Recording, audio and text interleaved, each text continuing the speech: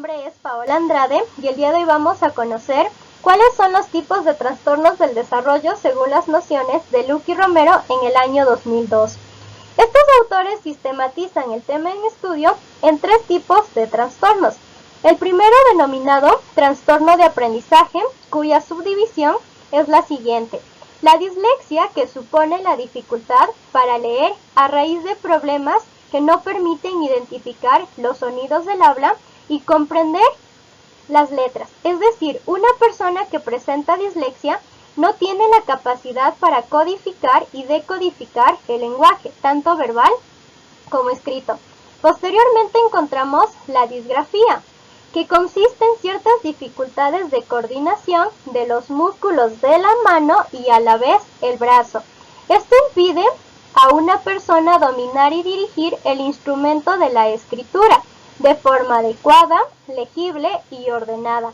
En ciertas ocasiones, la disgrafía se produce por una deficiencia neuronal que impide organizar correctamente la información que se tiene guardada en nuestro hipocampo.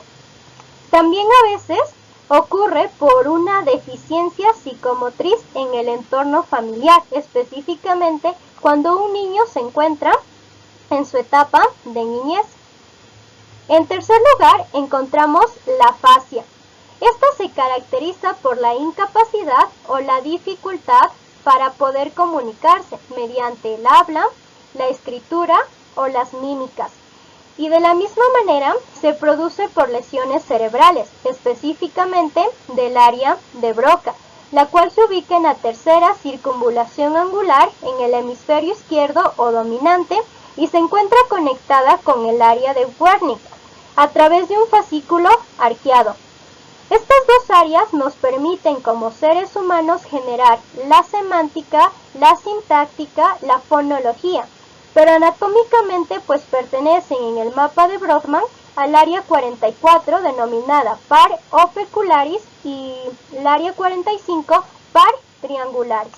Por último encontramos la discalculia, que refiere a un conjunto de condiciones cognitivas que causan dificultades específicas en el aprendizaje de los conceptos y destrezas matemáticas elementales, lo cual incluye la imposibilidad para comprender el significado de los números, las cantidades y a la vez los cálculos, y por eso se va a generar errores frecuentes, por ejemplo, en la suma, resta, multiplicación y la división.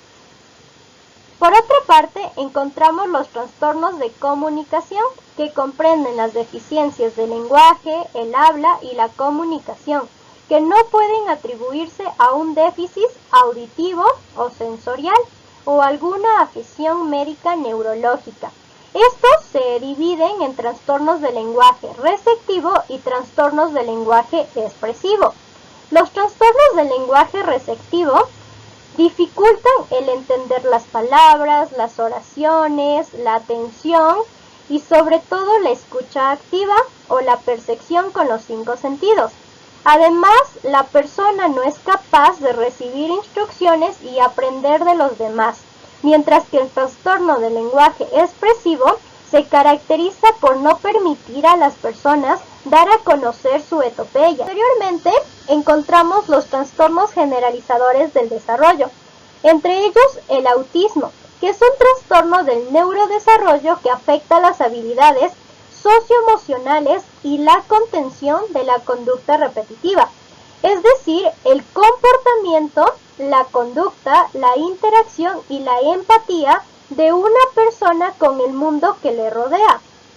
Una persona autista carece de las neuronas espejo, es decir, no puede percibir, palpar o sentir las emociones, los sentimientos o a la vez las habilidades de las demás personas, ya que vive en su mundo y por lo general es antisocial. Posteriormente encontramos el TDAH, o también conocido como trastorno por déficit de atención e hiperactividad.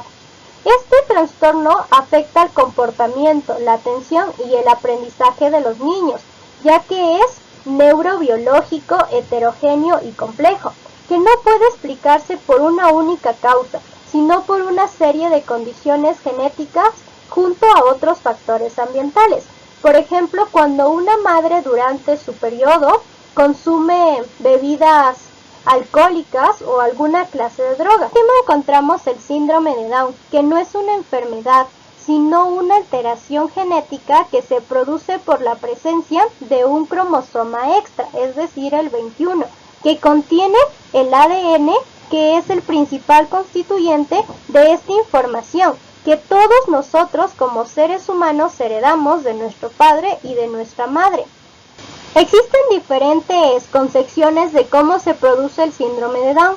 Una de ellas es la trisonomía 21, que consiste en un error genético que tiene lugar en un proceso de reproducción celular. La segunda es la translocación cromosómica, que se da durante el proceso de división celular donde un cromosoma 21 se rompe, y algunos de estos fragmentos se unen de manera análoga a otra pareja de cromosomas, es decir, el 21 se une con el 14 y se genera una carga genética extra.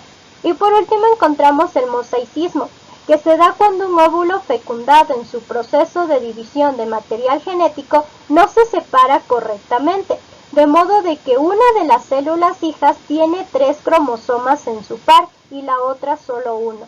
Pero no existe una causa científicamente comprobada que explique cómo se produce el síndrome de Down. En tercera categoría encontramos 2 clases de deficiencias. Las deficiencias motóricas, que como su propio nombre lo indica, son aquellas que afectan al desarrollo motriz de una persona y no le permiten caminar, saltar, escribir, correr, entre otras actividades de la vida cotidiana. En cambio, las deficiencias sensoriales son aquellas que afectan a todos los sentidos. Puede ser el olfato, el gusto, el tacto, el oído, etc. No olviden, la educación significa la emancipación, significa luz y libertad, significa elevar el alma del hombre y la gloriosa luz de la verdad, la luz por la cual los hombres solo pueden ser liberados.